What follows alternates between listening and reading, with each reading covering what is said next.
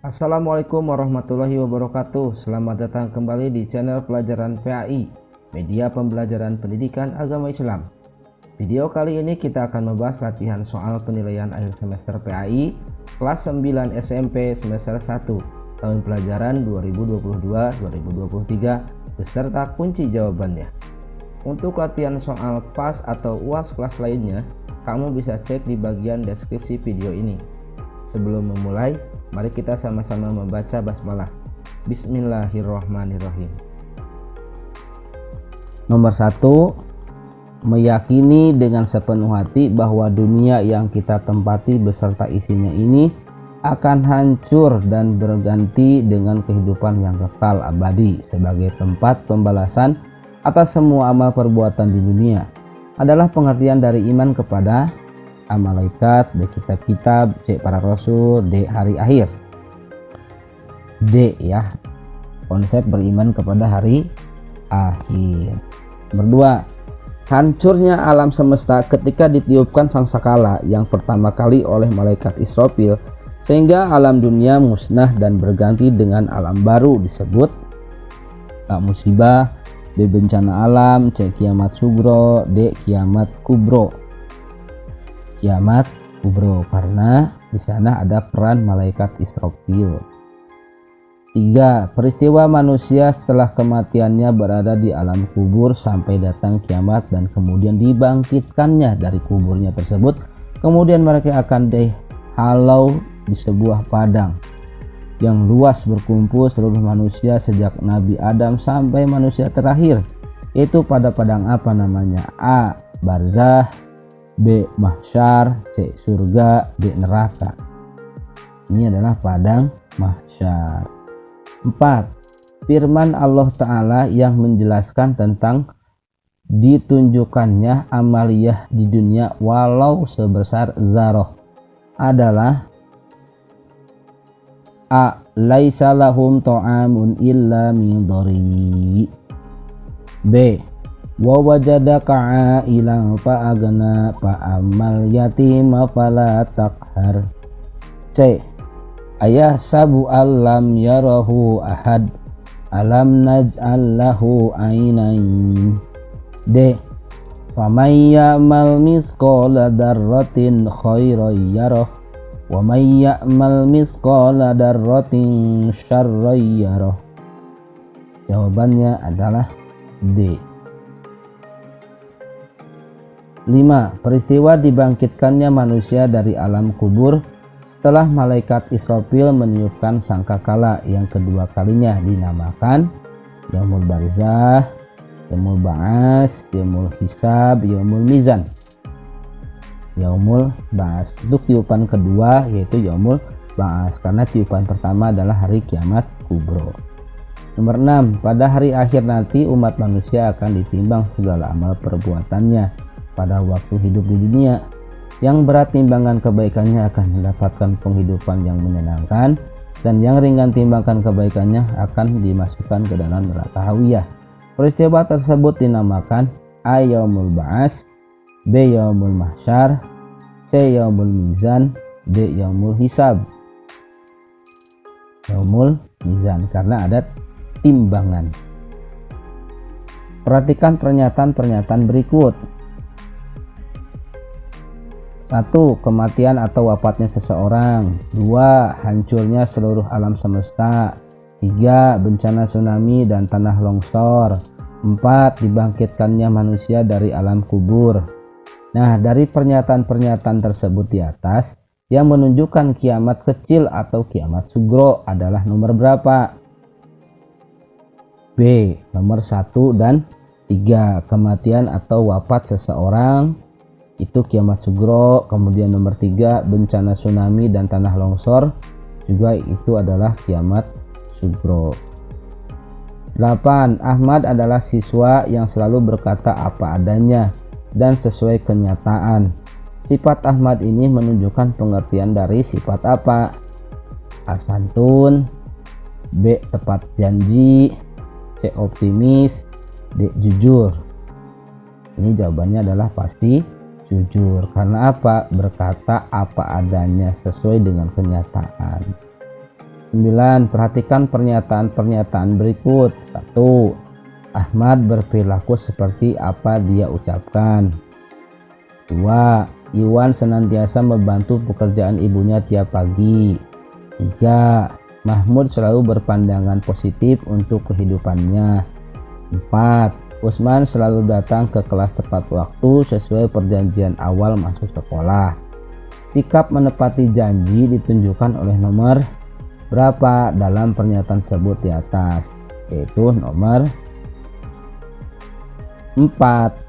D. Usman selalu datang ke kelas tepat waktu sesuai perjanjian. Jadi kata kuncinya adalah perjanjian.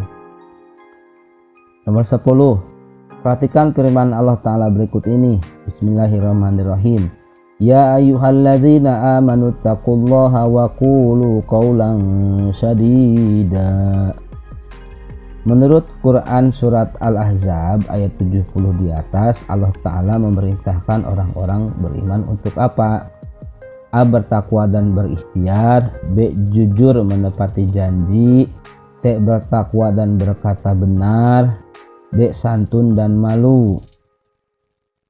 C. Bertakwa dan berkata benar, karena ada kalimat ittaqu kemudian qaulan sadida. Nomor 11. Perhatikan pernyataan-pernyataan berikut ini. Pertama, Arman selalu mengatakan apa adanya kalau ditanya temannya. Kedua, Fatimah selalu berpandangan positif dalam menatap masa depan. 3. Ahmad selalu semangat dalam menuntut ilmu umum dan agama. 4. Iwan rajin mengerjakan tugas-tugas dari ibu atau bapak gurunya di sekolah. Sikap jujur ditunjukkan oleh pernyataan nomor berapa? Jadi yang jujurnya itu adalah nomor 1 ya. Arman selalu mengatakan apa adanya. Nah, ini adalah jujur. Perhatikan pernyataan berikut ini. 1. Hidupnya tenang. 2. Hatinya gelisah. 3. Diremehkan orang lain. 4. Mudah diperalat orang lain. Yang merupakan salah satu manfaat jujur dan menepati janji ditunjukkan pernyataan nomor berapa? Manfaat jujur dan menepati janji, berarti jawabannya adalah A, nomor 1 ya. Hidupnya itu akan tenang. 13. Perhatikan firman Allah Ta'ala surat Al-Isra ayat 23. Bismillahirrahmanirrahim. Wa qadha rabbuka alla ta'budu illa iyyahu wa bil walidaini ihsana. Imma yablughanna indaka kibara ahaduhuma aw kilahuma fala taqul lahumā uffi wa la tanharhumā wa qul lahumā qawlan karīmā. Firman Allah Ta'ala tersebut menunjukkan kewajiban untuk apa? A. Jujur dan tepat janji. B. Berbakti kepada kedua orang tua. C. Infak, sedekah dan zakat. D. Ibadah haji dan umroh. Perintah ini adalah perintah berbakti kepada kedua orang tua. Wabil walidaini ihsana. 14. Kewajiban seorang anak berbakti kepada kedua orang tua adalah perintah Allah Ta'ala yang harus ditunaikan oleh seorang anak. Berbakti kepada orang tua tersebut dikenal dengan istilah A. Uququl walidain. B. Hubbul walidain. C. Birrul walidain. D. Syarrul walidain. Ini jawabannya adalah C. Birrul walidain. Birrun itu perbuatan baik, walidaini itu kedua orang tua. Jadi artinya berbuat baik kepada kedua orang tua. 15. Ahmad telah ditinggal wafat oleh orang tuanya. Ia ingin selalu berbakti kepada orang tuanya tersebut. Kewajiban Ahmad ketika orang tuanya telah meninggal adalah A. Memberikan makanan. B. Mencukupi kebutuhannya. C. Mendoakannya. D. Menggunakan harta warisannya. Bagi orang tuanya yang meninggal, maka Ahmad harus mendoakannya. 16. Perhatikan pernyataan berikut ini. 1. Membiarkan sampai sembuh dengan sendirinya. 2. Merawatnya dengan penuh kasih sayang. 3. Dititipkan di panti sosial karena sibuk. 4. Menasehatinya agar tidak sakit. Sikap yang tepat ketika orang tua sedang sakit ditunjukkan oleh nomor berapa? Tentunya nomor 2, merawatnya dengan penuh kasih sayang. 17. Seorang siswa yang baik selalu memuliakan guru-gurunya. Berikut yang merupakan sikap memuliakan guru adalah: A. Mematuhi nasihat-nasihatnya. B. Memberikan bingkisan yang menarik. C. Sering meneleponnya. D. Mengetes kepintarannya.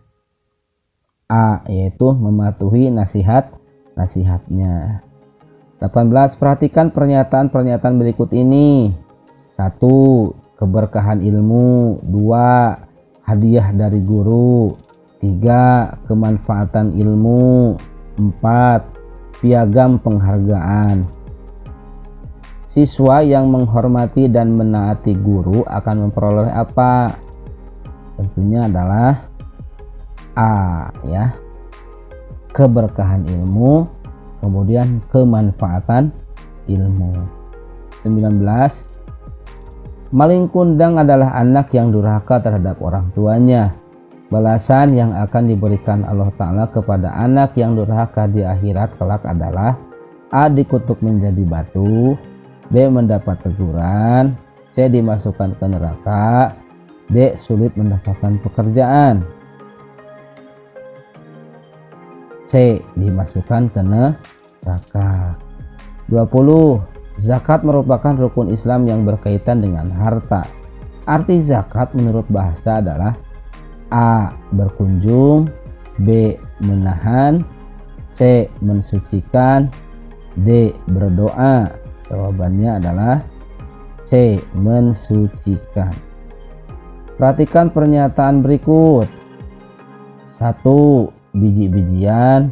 2. Emas dan perak. 3. Unggas. 4. Kendaraan bermotor. 5. Kambing. Pernyataan yang termasuk harta yang wajib dizakatkan ditunjukkan oleh nomor berapa?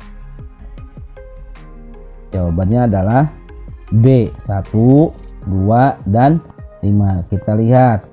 1. Biji-bijian, ya, itu sudah tentu. Kemudian yang kedua emas dan perak. Kemudian yang kelima adalah kambing, yaitu ternak. 22. Pak Ahmad seorang peternak yang sukses. Beliau mempunyai kambing yang banyak. Di akhir tahun beliau berkewajiban mengeluarkan zakat 1 ekor kambing jika nisab atau ukuran harta yang wajib dizakati untuk hewan ternak kambing tersebut berjumlah berapa nisabnya untuk 1 ekor kambing? Jawabannya adalah D. 40 ekor kambing. 23. Di antara golongan yang berhak menerima zakat adalah orang yang hatinya masih lembut seperti baru masuk Islam. Golongan atau asnaf ini disebut apa? A. Fakir. B. Miskin. C. Amil. D. Mu'alaf. D. Mu'alaf. Jadi mu'alaf itu adalah hatinya masih lembut atau baru masuk Islam. 24. Perhatikan pernyataan berikut. 1. Menjadi disegani di masyarakat. 2. Meningkatkan kekayaan. 3. Membersihkan harta. 4. Menghilangkan kemiskinan. Di antara fungsi dan manfaat zakat mal ditunjukkan oleh nomor C. 3, yaitu membersihkan harta. 25. Haji adalah berangkat ke tempat suci, yaitu titik-titik di Mekah, untuk melakukan rukun tawaf, sa'i dalam amalan ibadah haji untuk mendapatkan ridho Allah Subhanahu wa Ta'ala. Kata yang tepat untuk mengisi titik-titik di atas adalah A. Masjid Aqsa. B. Masjid Quba. C. Masjidil Haram. D. Masjid Nabawi. Di Mekah itu adalah Masjidil Haram. 26. Perhatikan potongan Quran surat Ali Imran ayat 97 berikut ini. Bismillahirrahmanirrahim. Walillahi 'alan nasi hijjul baiti man istata'a ilaihi sabila. Potongan ayat tersebut menjelaskan tentang perintah melaksanakan A. Sholat, B. Zakat, C. Haji, D. Puasa. C, ya tentunya ini adalah ayat yang menjelaskan tentang haji. Kata kuncinya adalah hijjul bait. 27. Serangkaian kegiatan yang harus dilaksanakan oleh para jemaah haji dan jika tidak dilaksanakan menyebabkan hajinya tidak sah walaupun sudah membayar denda ataupun dam adalah A. Rukun haji, B. Syarat haji, C. Wajib haji, D. Sunnah haji. Jawabannya adalah A. Rukun haji. Jadi rukun itu harus diselesaikan. 28. Perhatikan pernyataan berikut. 1. Mengelilingi Ka'bah sebanyak 7 kali. 2. Lari-lari kecil di antara Bukit Sofa dan Marwah. 3. Berdiam diri di Padang Arafah pada tanggal 9 Zulhijjah. 4. Mencukur rambut tanda penghalalan hal-hal yang dilarang waktu haji atau disebut dengan tahallul. Dari pernyataan tersebut yang merupakan pengertian tawaf ditunjukkan oleh nomor berapa? Tawaf itu adalah nomor 1, yaitu mengelilingi Ka'bah sebanyak 7 kali. 29. Urutan yang benar dalam menunaikan rukun umroh adalah A. Ihram, tawaf, tahallul, sa'i. B. Ihram, tawaf, sa'i, tahallul. C. Tawaf, ihram, sa'i, tahallul. D. Tawaf, ihram, tahallul, sa'i. Jawabannya adalah B. Jadi ihram itu di awal, tawaf, sa'i, dan tahallul, dan diakhiri dengan tahallul. Jadi kegiatan akhir itu adalah tahallul. 30. Dalam melaksanakan ibadah haji termasuk dalam melakukan wukuf di Padang Arafah. Pakaian dipakai bagi laki-laki adalah tidak berjahit yang disebut dengan pakaian A. Surban, B. Ihram, C. Jubah, D. Koko. Ini namanya adalah pakaian ihram. 31. Perhatikan pernyataan berikut. 1. Buddha, 2. Hindu, 3. Katolik, 4. Kristen, 5. Konghucu. Sebelum Islam datang, Nusantara berada dalam pengaruh agama apa? Jawabannya adalah A. Buddha dan Hindu. 32. Agama Islam berkembang di Indonesia disebarkan oleh berbagai golongan, yakni para pedagang, pembalik, dan para wali. Wali Songo yang berjumlah 9 adalah para ulama yang menyebarkan ajaran Islam di Pulau A. Jawa, B. Sumatera, C. Kalimantan, D. Sulawesi. A. Di Pulau Jawa. 33.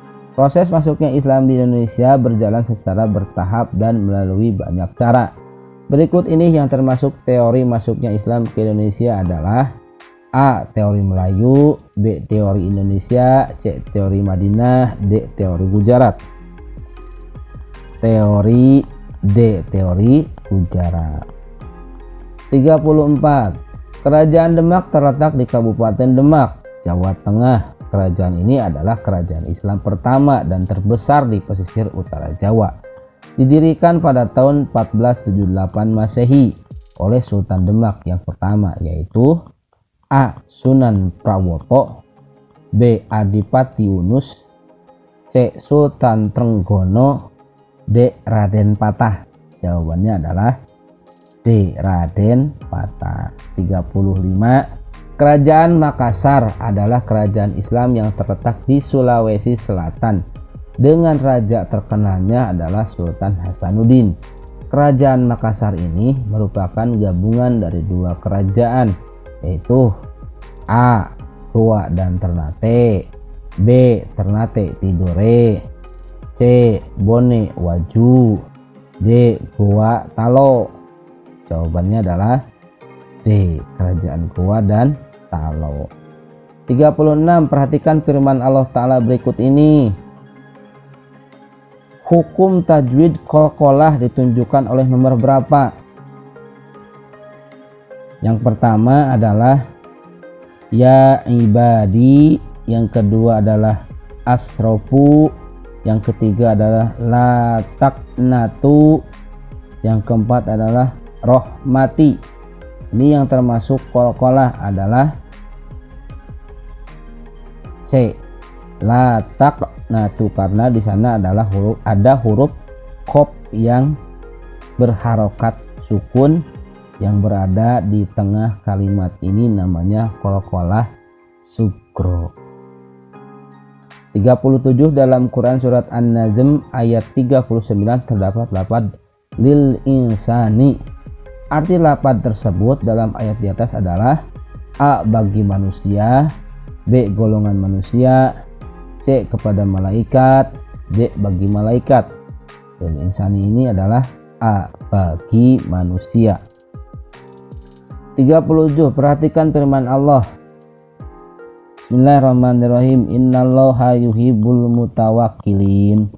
Terjemahan yang benar dari penggalan ayat Ali Imran ayat 159 tersebut adalah B. Sesungguhnya Allah Ta'ala mencintai innallaha yuhibbu al mutawakkilin, orang-orang yang bertawakal. 39. Perhatikan firman Allah Ta'ala berikut ini. Bismillahirrahmanirrahim. Qul ya ibadiyalladzina asrafu ala anfusihim la taqnatu mir rahmatillah.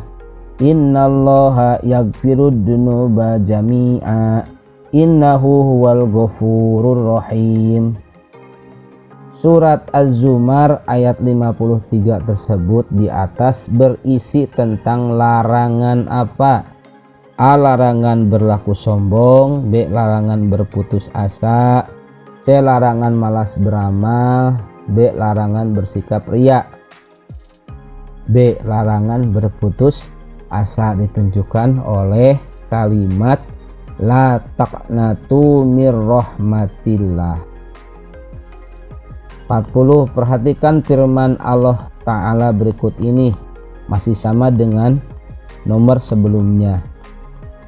Pertanyaannya adalah berisi tentang perintah apa? Jawabannya adalah C. Perintah untuk berikhtiar dan bekerja keras. Jadi kalau larangan untuk berputus asa, maka perintahnya adalah perintah untuk berusaha dan bekerja keras.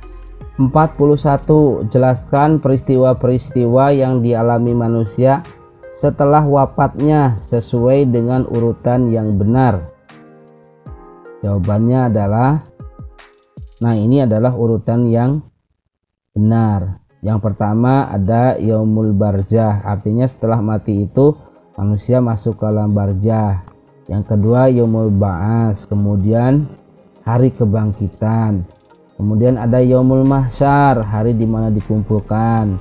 Kemudian ada yaumul mizan, hari di mana dihisab, dan juga yaumul mizan dan yaumul hisab, di mana ada pertimbangan dan perhitungan amal. Kemudian barulah surga dan neraka, yaitu hari pembalasan di mana manusia dibalas dengan kedua hal ini, surga dan neraka. 42. Sebutkan 3 ciri orang munafik sesuai dengan hadis Nabi Shallallahu Alaihi Wasallam. Nah, ini adalah 1. Apabila berkata ia dusta. 2. Apabila berjanji ia ingkar. 3. Apabila diberi amanah ia khianat. Hadisnya iza haddasa kadzaba wa iza wa'ada ahlafa wa idza tumina khana. Ini adalah hadisnya. 43. Pak Mahmud adalah petani yang sukses. Pada waktu panen beliau mendapatkan hasil 10 ton padi. Berapa kuintalkah zakat yang harus Pak Mahmud keluarkan jika pengairan sawahnya berbiaya? Jika berbiaya, maka persentasenya adalah 5 Jadi 5% dikali 10 ton hasilnya adalah 0,5 ton atau 5 kuintal. Jika airnya biayanya gratis, tidak berbayar, maka yang harus dikeluarkan adalah 10%. 44. Sebutkan dan jelaskan cara-cara melaksanakan ibadah haji. Nah, cara melaksanakan ibadah haji itu yang pertama ada haji ifrad. Haji ifrad itu mengerjakan haji terlebih dahulu, setelah itu harus mengerjakan umroh. Kemudian haji tamatu. Haji tamatu itu adalah mengerjakan umroh terlebih dahulu, sesudah itu baru mengerjakan haji. Yang ketiga caranya adalah haji kiron. Haji kiron itu adalah mengerjakan haji dan umroh secara bersamaan. 45. Sebutkan 5 cara para da'i dan mubalik dalam penyebaran Islam di Indonesia. Yang pertama adalah melalui perdagangan, kemudian melalui perkawinan, melalui pendidikan, melalui hubungan sosial, dan melalui kesenian. Alhamdulillahirrabbilalamin, latihan kita tentang soal PAS PAI kelas 9 SMP semester 1 tahun 2022 telah selesai. Jika video ini bermanfaat, jangan lupa di like kemudian di share ke sosial media kalian.